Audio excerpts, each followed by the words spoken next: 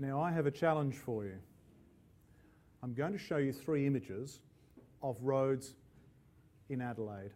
I don't want you to tell me, if you do know, what the speed limit actually is. What I'd like you to do is have a look at the road, and assuming that you were the Director of the Department of Transport, what speed limit do you think you would apply to it? So what speed limit ought to apply, not what the speed limit actually is. So if we have a look at our first street, have a look at that street, and then there'll be some options. When the clock appears, if you just kindly tell me what speed you think ought to apply as a speed limit to this particular road. We'll move on to another road. What I'm asking is, what speed limit do you think ought to apply to this particular road? There are a number of options, and the third environment is a fairly open road. Again, the speed limit that you think should apply to that particular road. I'd like to introduce my next speaker, which is Dr. Bruce Corbin. He's from Monash University, and he will run through a 4th myth for us, that speed limits are always safe speeds. And I'm sure they are, because intelligent and articulate men like you, Bruce, tell us what speed limits ought to be, and clearly they are the safe speed limit irrespective of the nature of the conditions and the nature of the road. Let's have a look at some of the photographs we saw before the break and see how you went. So what sort of elements do we see in this photograph, please, Bruce, that might help us understand what the speed limit ought to be?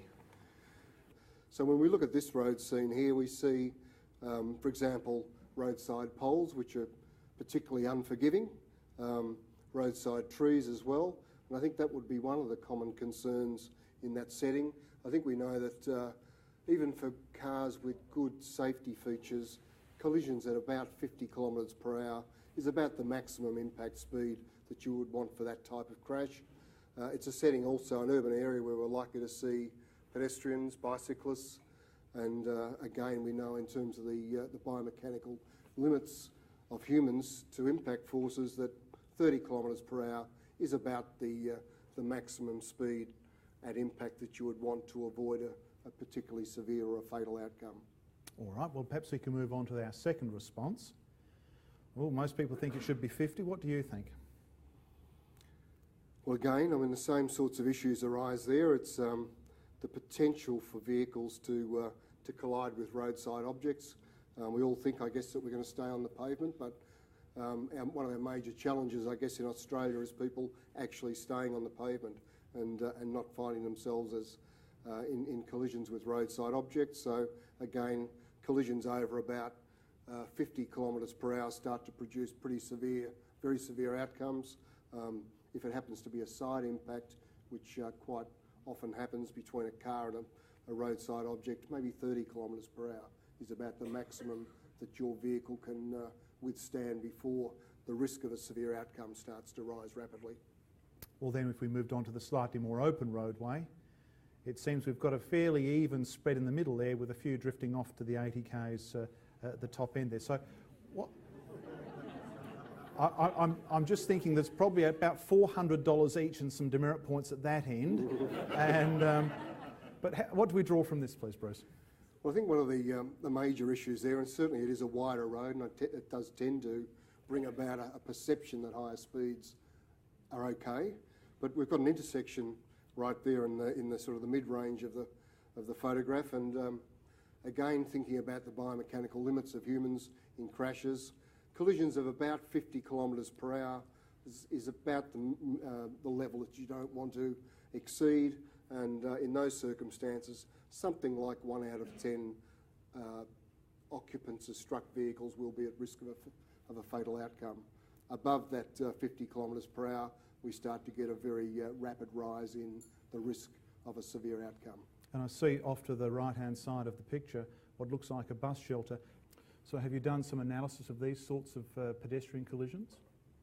Yeah, we have, and they're all too common.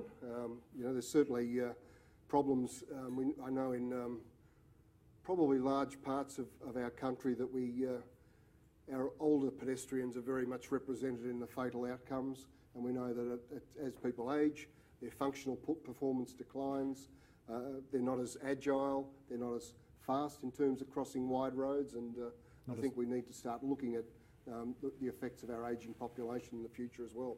So have we looked at pedestrian fatalities and measured them perhaps in some way? Do we have a graph on that sort of thing? Yeah, look, we've had in Victoria, I think if we can bring up a shot there, this is I think a very telling, simple trend in pedestrian deaths going back in 1980 in Victoria, all the way through to last year.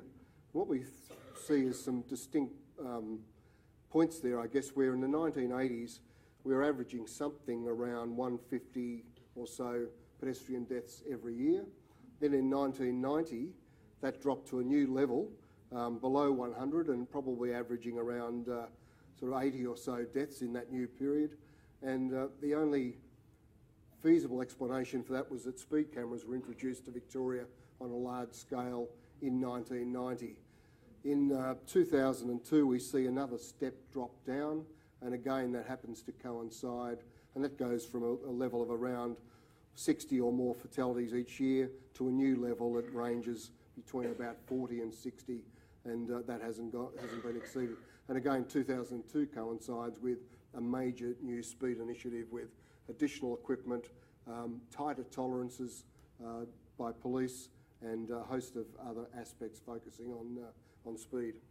Bruce, have you had the opportunity to have a look at things like the effect, for example, that enforcement might have, or the effect that some of that awareness and education might have, as opposed to some of the other factors which limit the sort of speeds that we travel at? We certainly have had that opportunity, and over the last sort of 5 or 6 years, I guess, the team that I work with at Monash University have been doing a lot of strategy development work to help agencies and decision makers all around the country to estimate what sorts of reductions in severe trauma, that is deaths and serious injuries, are possible from investing in a whole range of road safety initiatives. And the next slide, I guess, is an illustration of the kinds of benefits. On the vertical axis, you see there estimated reductions over a 10-year period in deaths and serious injuries from, in the case of behaviour change programs, the blue bar, in the case of safer vehicle initiatives, trying to accelerate the take-up of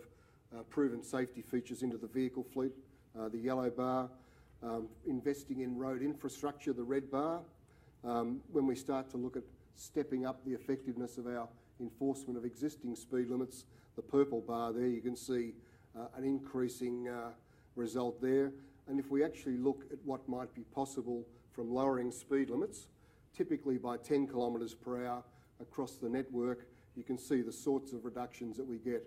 And when you actually look at those estimates and start to think about how much it costs to deliver each of them, we find that reductions in speed limits, although politically difficult and certainly controversial, can be done at an absolute fraction of the cost of the alternatives, which might be about infrastructure investment, which also delivers well but is extraordinarily costly to achieve.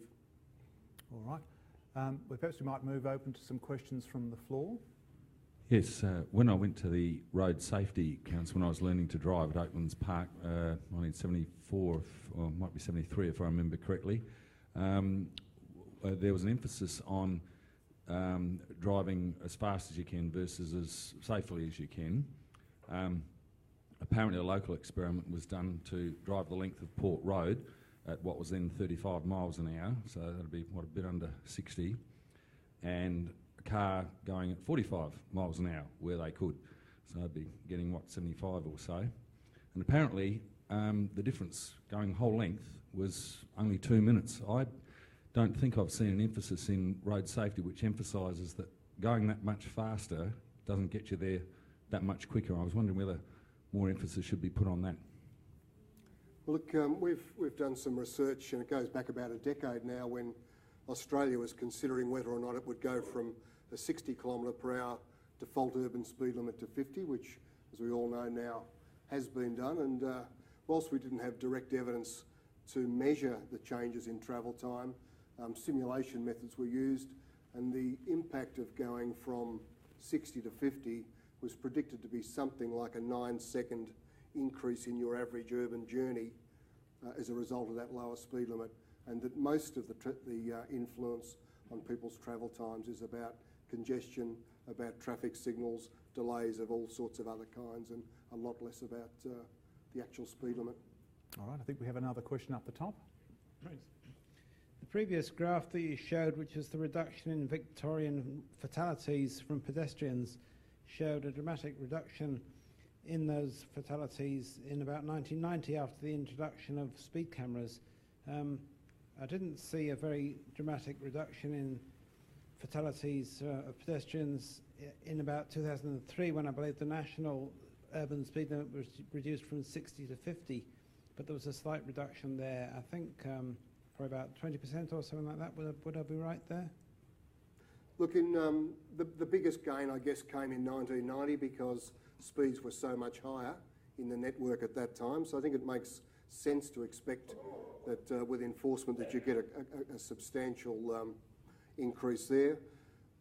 The default urban speed limit, I think, was reduced in 2001 nationally, although I think some states had actually begun sooner than that. So we do see again a sort of a marked drop from around 2001, 2002 down to a substantially lower level, from about 80 down to something at that time around 40 or so. So I don't expect that the reduction would have been as great in the second opportunity. And we have another question down here at the front.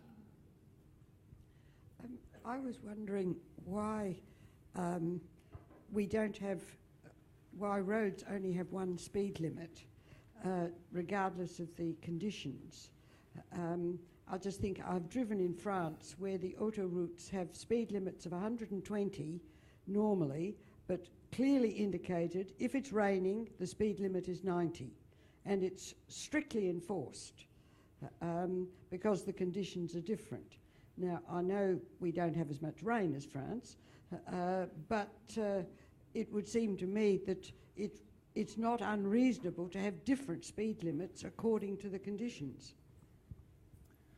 Well, I think that we don't do that, as you say. I think there's a strong scientific argument, I guess, for doing that, because if you go back to the calculations that Raf talked about with stopping distances, and we start to put in a different level of friction on the road surface that exists on a wet surface compared to a dry surface, and maybe take account of the fact that vision ahead is reduced because of poor atmospheric conditions, etc., then I think there's a strong rational argument for something lower, but again, we don't always behave rationally in respect of speed.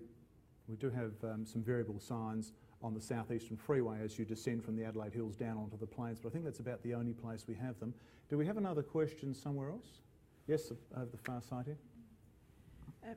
Sorry, I just wondered whether there was any moves to work with car manufacturers around car design, because they're quite powerful nowadays. And I'm just, something simple that was about increasing the pressure you have to apply with your foot on your accelerator when you hit the speed limit for, whatever is set, so that you've actually got that as a prompt. It's a little bit different to a speed alert or a cruise control, because if you're actually watching the road, you're not necessarily watching your speed 100% of the time, but just some way that the car is actually working with you rather than making it harder to stick to the speed limit. Look, I think there certainly is some technology that's been around for some years now, and it's being trialled, and it's been trialled successfully in Europe, which is intelligent speed assist, and I think there's a number of attempts happening around the country to try and get that sort of technology into more and more vehicles. It's a GPS-based system so that the vehicle knows in which speed limit you're driving, as long as the databases have been kept up to date, and then you do get prompted if you sort of are above the speed limit for 2 or 3 seconds, and by a couple of kilometres per hour, you'll get a prompted either audible or visual or both signals in the vehicle, and in the more advanced forms, you'll get upward pressure on the accelerator that makes it very difficult for you to continue to drive above the speed limit. It's possible in an emergency situation to be able to overtake, but generally speaking, it's uncomfortable to keep working against that pressure to keep speeding. So I think those sorts of technologies will continue to move throughout the vehicle system over the years ahead. Thank you, and ladies and gentlemen, thank you, Bruce Corbin. Thank you.